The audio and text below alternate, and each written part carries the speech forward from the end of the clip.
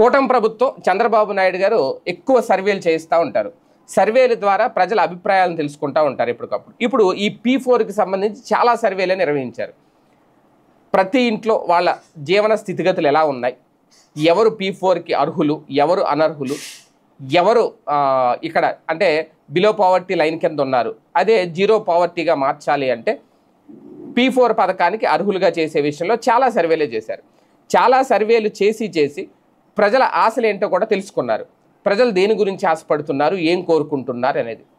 ఆ సర్వేలో తేలిన అంశం ఉద్యోగం, ఉపాధి, వాళ్ళ ఇంటి ఖర్చులు, పిల్లల చదువులు. ఇవి ప్రధానంగా ఈ 4 అంశాలు అందరూ కోరుకున్నారు. అంటే ఇంతకు మించి ఏ కుటుంబానికి ఉండదు. ఇంతకు మించి ఇంటి ఖర్చులు, పిల్లల విద్య, ఉద్యోగాలు, ఆసుపత్రి ఖర్చులు, ఇంతకు మించి ఏ కుటుంబానికైనా ఏముంటుంది ఇంకా? అంతే తప్ప నాకు 1 కేజీ బంగారం కావాలి, నాకు ఒంటి నిండా నగలు కావాలి, మా ఇంట్లో లగ్జరీ కార్లు కావాలి అని అయితే ఏ నిరుపేద కోరుకోరు.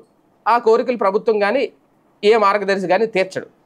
కాకపోతే బతుకు నడవడానికి, బతుకు సాగడానికి కావాల్సినవి అవే. అవి అందరూ కోరుకున్నారట ఆ సర్వేలో.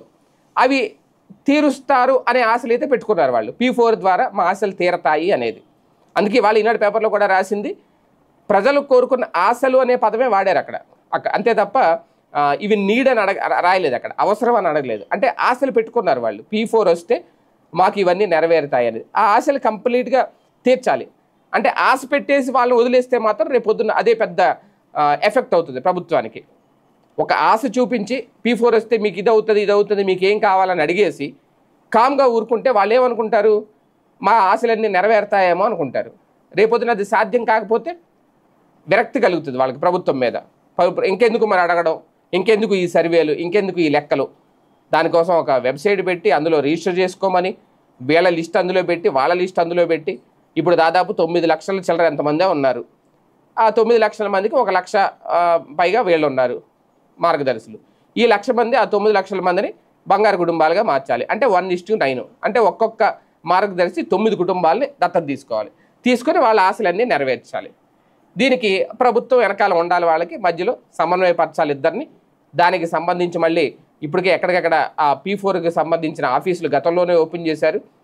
175 నియోజకవర్గాల్లో 175 మంది సమన్వయకర్తలను కూడా పెడతానన్నారు అప్పట్లో. 60,000 జీతం ఇచ్చి. ఓకే, ఆ వర్క్ ఎంతవరకు నడుస్తుందో ఏంటనేది రేపు 19వ తారీఖున ఇది మొదలవబోతుంది. కాకపోతే ఆశలు అయితే పెట్టేశారు. ఆశలు పెట్టినోడు అవి తీర్చాలి. లేదు అని చెప్పి మధ్యలో వదిలేసి ఏదైనా సాకులు చెప్తే మాత్రం ఇప్పుడు ఆ 1,500 ఇచ్చే పథకం ఏదైతే ఉందో ఆడబిడ్డనిది, దాని మీదే ఇప్పటికే చాలామందికి చిరెత్తుకొస్తుంది. చేస్తానన్నారు, చెయ్యట్లేదు. అది P4కి అనుసంధానం చేస్తా అన్నారు. రేపు ఎలా అనుసంధానం చేస్తారు ఏంటి అనేది కూడా లెక్క తేలాలి. లేదంటే ఆశ పెట్టి వదిలేస్తే మాత్రం రేపొద్దున అది పెద్ద డేంజర్ అవుతుంది ప్రభుత్వానికి.